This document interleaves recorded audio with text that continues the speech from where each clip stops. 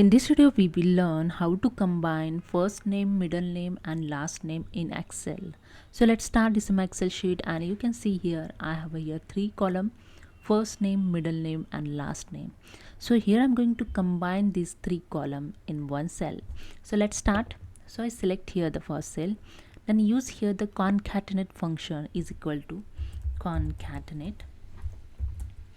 Then I select the first text, first name, and use here the ampersand sign. You can see here the and sign also, and use here the quotation space quotation. Again I use the ampersand sign and select the middle name.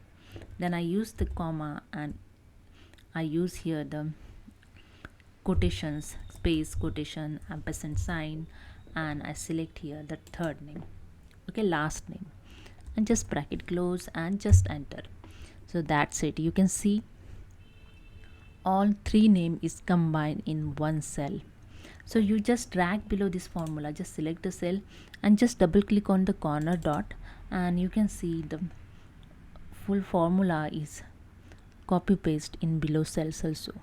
So all name here combine every cell. Okay, so this is the way you can combine first, middle and last name in Excel. So hope you understand. If you like this video, please subscribe. Thank you so much.